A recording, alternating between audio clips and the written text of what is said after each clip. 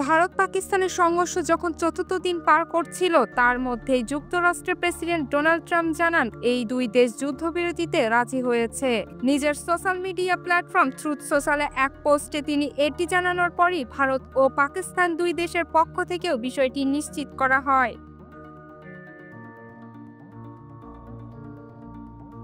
শনিবার Donald Trump তার পোস্টে লিখেন, যুক্তরাষ্ট্রের মধ্যস্থতায় এক দীর্ঘ রাতের আলোচনার পর আমি আনন্দের সঙ্গে ঘোষণা করছি যে ভারত ও পাকিস্তান একটি পূর্ণ ও তাৎক্ষণিক যুদ্ধবিরতিতে সম্মত হয়েছে।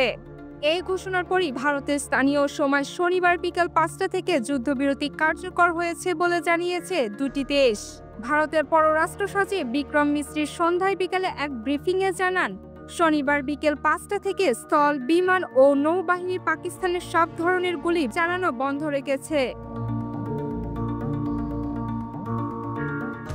একই সময় পাকিস্তানের উপপ্রধানমন্ত্রী ও পররাষ্ট্রমন্ত্রী ইশাক দারও টুইট বার্তায় জানান, পাকিস্তান ও ভারত তাৎক্ষণিক যুদ্ধবিরতিতে সম্মত হয়েছে।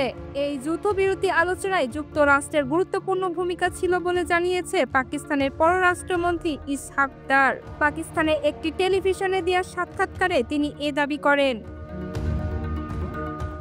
CNN এর প্রতিবেদনে চাঞ্চল্যকর তথ্য উঠে এসেছে। ট্রাম্প প্রশাসনের কর্মকর্তারা CNN-কে জানিয়েছে, শুক্রবার ভারত পাকিস্তানের সংঘাত নিয়ে তারা উদ্বেগজনক গোয়েন্দা তথ্য পান, আর এরপরে মার্কিন স্টেট ডিপার্টমেন্ট সিদ্ধান্ত নেয় দুই দেশের সংঘাত নিরসনে তাদের ভূমিকা বাড়াতে হবে। তবে ওই গোয়েন্দা তথ্য নিয়ে বিস্তারিত কিছু বলা হয়নি। CNN দাবি করেছে, এই গোয়েন্দা তথ্য পাওয়ার পর মার্কিন vice president JD Vance president Donald ট্রাম্পকে অবহিত করেন। এরপর যুক্তরাষ্ট্রের স্থানীয় সময় শুক্রবার দুপুরে ফ্রান্স সরাসরি ভারতের প্রধানমন্ত্রী নরেন্দ্র মোদীকে ফোন করেন। ভ্যান্স প্রধানমন্ত্রী মোদীকে স্পষ্ট করেন, হোয়াইট হাউসের মতে এই সংঘাতের আরও মারাত্মক রূপ নিতে পারে এবং সপ্তাহান্তে বড় ধরনের সংঘাত হতে পারে।